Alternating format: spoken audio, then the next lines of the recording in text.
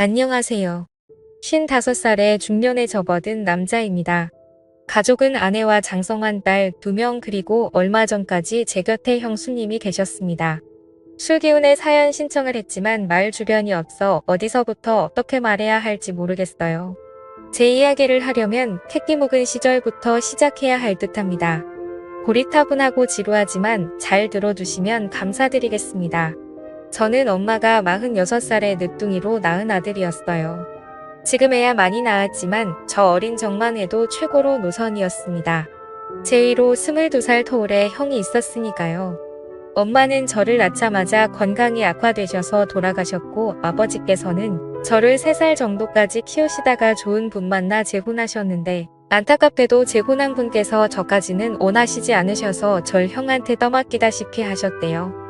형은 제가 4살 때 이미 22살이었고 가정을 꾸린 상태였습니다. 형수님도 계시고 형의 아들도 있었는데 제 조카랑 저랑은 생일만 10개월 차이 나진 아이는 같았네요. 형은 절 형수님 앞으로 데려온 날 절 어찌해야 할지 죄인마냥 고해 성사하며 형수님 뜻대로 하겠다고 했대요.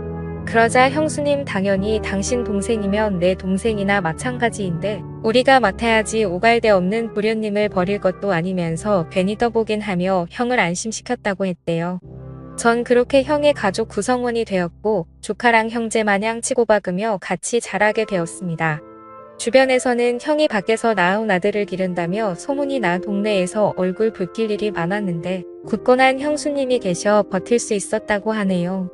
형이 밖에서 돈 벌어오는 동안 형수님이 저와 조카를 맡아 기르며 제 똥기저귀를 다 갈아주며 아들처럼 돌봐주었대요. 저희는 교회를 다녔는데 어린 적 기억을 떠올리며 형수님이 성가대에서 하얀 가운을 입고 찬송을 불렀던 모습은 마치 천사처럼 눈부실 정도로 아름답게 보였습니다. 이 때문에 제 이상형은 성가대에서 찬송을 아름답게 부르는 사람이 되었답니다. 조카는 제게 삼촌 대우를 해준 적은 없었어요. 야, 너 하대하며 제 심기를 긁어놨고 행여 제가 자기 엄마를 뺏어갈까 싶어 심술 부리고 못살게 굴며 저를 경계했네요. 그 때문에 조카랑 매번 피 터지게 싸웠던 기억이 납니다. 형수님께서 저희 때문에 골머리를 쌓아내셨지만 나중에는 어디 맘껏 싸워보라고 일부러 판도 벌여주시더군요. 전 어린 시절을 형의 가족들의 사랑 안에서 보냈습니다.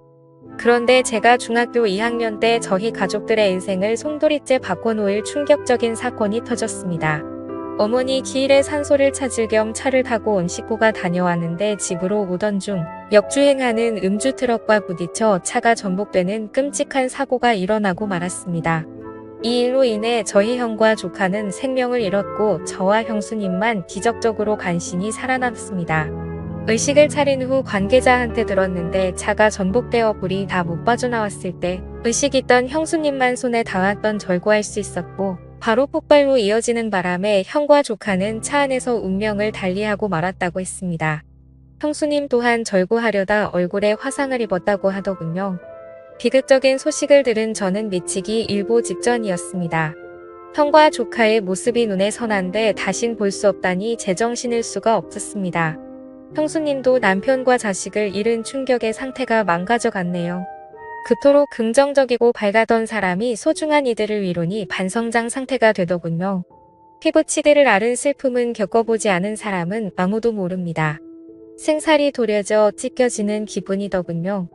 저 역시 퇴원하기 전까지 심신이 완전히 치료가 될 때까지 시간이 많이 필요했고 조금씩 정신이 들 때쯤 형수님을 매일 찾아뵈어서 제자리를 찾길 바랬습니다.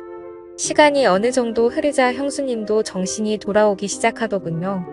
형수님의 친정 식구들은 형수님께 목숨 걸고 구하려면 남편이나 자식을 구할 것이지 하필 시동생을 구할 게 뭐야 몸이 회복되는 대로 시동생 돌봐줄 기관으로 보내버려라며 타박하는데 형수님은 화를 내며 식구들한테 그런 말일 거면 다시 찾지 말라고 매몰차게 쳐버리셨습니다. 형수님은 버려질까 불안해했던 저를 꼭 안아주시고 말씀하시네요. 도련님은 이제 내 자식이다. 마찬가지야. 남편도 자식도 잃은 내게 도련님밖에 없어. 우리 시간이 걸리겠지만 먼저 간 그 일함 우리 아들 목까지 같이 잘 살자. 약속하는 거야. 저는 고개를 끄덕이며 형수님과 약속을 했습니다. 형수님 말 맞다나 형과 조카 목까지 행복하게 잘 살아보자고요. 그치만 형수님의 친정 식구들 말이 간간히 생각나며 형과 조카 대신 제가 살았다는 자책감은 절 헤어나올 수 없는 철망으로 내몰더군요. 잠을 자면 악몽을 꿀까 뜬 눈으로 밤을 지새는 경우도 많았습니다. 괴로웠던 전 인생을 빼뜨게 나갔고 고등학교 때부터 비행을 일삼기 시작했습니다. 형수님은 저 때문에 학교와 경찰서에 밥 먹듯 불려가서 선생님들과 피해자들한테 굽신거리기만 했네요. 괴로웠던 전 인생을 빼뜨게 나갔고 고등학교 때부터 비행을 일삼기 시작했습니다. 피 한 방울 안 섞인 형수님께 미안하고 죄송했지만 이렇게 스스로 망가지지 않으면 살기가 괴로웠습니다. 형수님은 참다 못해 날 잡아 본심을 토해내더군요. 도련님이 따위로 살라고 내가 목숨 걸고 구한 줄 알아. 내 손잡고 살았으면 그이랑 내 아들 목까지 같이 있게 살아야지. 내가 허비하고 있는 날은 내 사람들이 그토록 살고 싶었던 삶이야. 이럴 거면 같이 죽자. 나도 생애에 미련 없어. 다 그만두고 싶다고 형수님이 약을 쓰며 병제약을 마시려는 거 저물면서 형수님을 저지했습니다. 잘못했어요. 형수님 너무 괴로워서 그랬어요. 형이랑 조카 생각하면 미칠 것 같아서 그랬어요. 그러게 왜 날 구했어요. 형수님한테 더 소중한 사람들 구하지 왜 나 같은 걸 구해서 힘들어해요. 아니 형수님 저를 세상 다정하게 어루만지시며 애써 눈물을 삼키곤 말씀하시네요. 도련님은 나한테 정말 소중한 사람이야. 그걸 왜 몰라. 내 가족들은 누구와 나 다르지 않고 다 소중해. 그래서 망설임 없이 도련님을 구했던 거였는데 지금의 도련님을 보면 후회돼. 그냥 그때 다 같이 죽을 걸 누구 하나 상처받는 일 없게 그냥 죽을 걸 그랬어 하며 결국 흐느끼십니다. 저는 형수님의 눈물에 가슴이 미어져 형수님께서 구한 제 생명 형수님 뜻대로 가치 있게 살겠노라고 형수님을 위한 삶을 살겠노라고 약속했습니다. 저는 고등학교만 졸업하고 취업을 희망했지만 형수님께서는 우리 아들이 생이 짧아 못 간 대학 도련님은 꼭 갔으면 좋겠다고 부탁해서 형수님을 위한 삶을 살겠노라고 약속했습니다. 정신 차리고 공부를 시작했고 형수님의 뒷바라지 안에서 재수 끝에 서울에 있는 대학에 합격했습니다. 형수님의 기뻐하는 얼굴이 떠올라 덩달아 기쁘더군요. 전 형수님께 대학 등록금 부담을 짐지우지 않으려고 아르바이트를 구했지만 형수님은 이거 우리 아들 하늘 날아갈 때 받았던 보험금이야. 도련님 등록금하고 대학 생활하는데 유흥이 잘 써줬으면 좋겠다며 내주시더군요. 그걸 제압해 주시는 그 마음을 너무나도 잘 알기에 전 차마 받을 수 없었지만 결국 설득당해 눈물을 삼키고 받았습니다. 저는 악착같이 공부에 장학금을 받아 학교 등록금을 충당했고 형수님이 주신 돈은 주식을 배워가며 투자를 해 돈을 조금씩 불려나갔습니다. 전 형수님께 절 구해주려다 남긴 화상 상처를 치료해주고 싶어 병원을 갔지만 형수님께서는 시간이 그이와 내 아들의 존재를 잊혀지게 하는 게 싫어. 내 얼굴 나 하나도 안 부끄러워. 네 우리 가족들이 기억했던 내 얼굴 그냥 두게 해줘 부탁한다라며 허사코 거절하셨습니다. 형수님은 상처를 통해 형과 조카의 죽음을 잊고 싶지 않았던 겁니다. 그날따라 많이 제 가족들이 그리웠네요. 그러던 어느 날 형의 장례식에도 오지 않았던 아버지가 연락이 닿아 형수님과 저를 찾아오셨습니다. 형의 죽음에 대해 안타까워하시다. 문득 형수님께 내 아들 보험금을 내게 좀 나눠줘야겠다. 형편이 어려워져 돈이 필요하구나. 아버지인 내게도 그 돈에 대한 권리가 있다고 생각한다 하며 형의 보험금을 요구하시는데 납작이 두꺼운 것도 유분수지 어쩜 저리도 뻔뻔스럽고 못됐는지 저는 형수님 대신 아버지께 되들었습니다. 그거 수익자가 다 우리 형수님 앞으로 되어 있었던 거예요. 형 장례식도 오지 않았으면서 어떻게 이제와 보험금을 요구할 수가 있어요. 자격 없는 사람한테 절대 못 줘요. 했지만 형수님은 긴 한숨을 쉬시며 철 말리시고는 아버지께 일단 가시라며 이미 아버지 몫으로 빼놨으니 알아서 드리겠다며 하셨네요. 전 형수님께 난리를 쳤지만 형수님은 저를 다독이며 아무리 미워도 아버지께 그러는 건 아니야. 아버님 피부치한 도련님이 많이 그리웠을 텐데 다음번엔 따뜻하게 맞아주면 내 마음도 편할 것 같아. 그래 줄 순 아는 말에 답답함에 목이 메이더군요.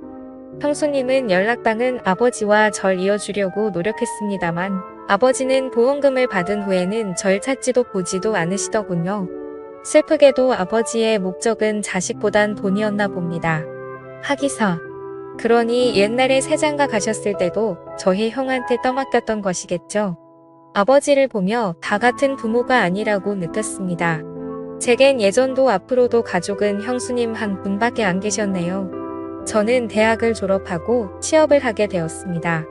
바쁜 와중에서도 형수님을 행복하게 해드리고 싶어서 드라이브며 맛집 코스며 같이 데이트를 했습니다. 형수님과 좋은 시간을 보내는 것 자체가 제게 행복이었어요. 가족으로서 진심으로 형수님을 사랑하고 존경했습니다. 형수님은 30살 먹도록 제가 여자 하나 없이 형수님하고만 시간 보내는 게 마음에 걸렸던지 제게 선자리를 마련해 두셨습니다. 지인분 따님이시라며 제게 좋든 싫든 일단 한번 만나보라고 하는 거 전 거절하며 평생 형수님 모시면서 같이 살고 싶다고 했네요. 형수님께서 제 생명의 은인인 것처럼 저 역시 형수님께 보답드리고 싶었습니다. 그렇지만 결국 전 형수님께 등 떠밀려 선자리에 나가게 되었고 형수님 이 간절히 바라고 원해 그 여자분과 결혼 약속까지 하게 되었습니다. 대신 저도 예비 아내에게 형수님을 같이 모시겠다는 약속을 받아냈어요. 저와 형수님 둘뿐인 가족에서 아내가 들어오자 분위기가 많이 달라졌습니다. 아내는 형수님처럼 긍정적이고 밝은 사람이라 집안에는 웃음이 돌았습니다. 제 아이들이 생기자 기쁨은 배가 되더군요. 저는 어느새 머릿속에 형과 조카를 잊고 새로운 가정의 행복에 푹 빠졌지만 형수님은 좋아 보이는 와중에도 간혹 표정이 어두워 보여 저를 신경 쓰이게 했습니다. 그리고 저의 가족에게는 다시 한번 불행이 찾아왔습니다. 회사에 있는데 아내에게 급한 목소리로 전화가 오더군요. 여보, 형님이랑 장 보는데 갑자기 형님이 없어졌어. 아무리 찾아봐도 안 계셔. 연락도 없으시고 이럴 분이 아니신데. 저는 불안한 예감에 회사 조퇴를 하고 아내와 함께 형수님을 찾았습니다. 밤까지 형수님은 돌아오지 않으셨고 경찰서에 실종 신고라도 해야 하나 초조해야 할 무렵 경찰한테 먼저 연락이 왔습니다. 다름 아닌 형수님을 보호하고 있다는 연락이었어요. 다행히 피부의 흉터가 형수님을 찾는데 결정적인 역할을 했네요. 그런데 경찰서에서 보니 형수님의 상태가 조금 이상했습니다. 기억을 잘 못하시냐, 왜 본인이 어쩌다 경찰서에 왔는지 모르시는 거예요. 이 틈에 경찰이 조심스럽게 말하더군요. 저희가 의사가 아니라 단언하기는 어렵지만 보통 치매 노인분들이 이렇게 길을 잘 잃어버리시더라 고요라고 하는데 저는 말도 안 돼요. 우리 형수님이 얼마나 똑부러진 분이신데 불과 한갑같이 난 분이 무슨 치매예요. 말 함부로 하지나며 잔뜩 화낸 뒤 며칠 후 병원으로 모셔 정밀검사를 했습니다. 그 결과 믿기지도 않고 믿을 수도 없는 소식을 접하게 되었습니다. 형수님은 경찰들의 말처럼 알츠하이머성 치매 초중기 단계라 했습니다. 그제서야 아내가 저에게 형수님과의 지난 일들을 털어놓았습니다. 언젠가부터 깜빡깜빡 하시는 건망증이 심해지셔서 가끔 기억도 못하고 엉뚱한 소리도 하시고 이상한 느낌의 병원을 몇 번에 모시려고 했지만 별거 아니라고 나이 들면 다 이렇다 말씀하셨는데 이럴 줄 알았음 병원에 우겨서라도 모시고 올 걸 하는데 저는 자책하는 아내를 뒤로하고 형수님을 붙들고 눈물을 왈칵 쏟았습니다.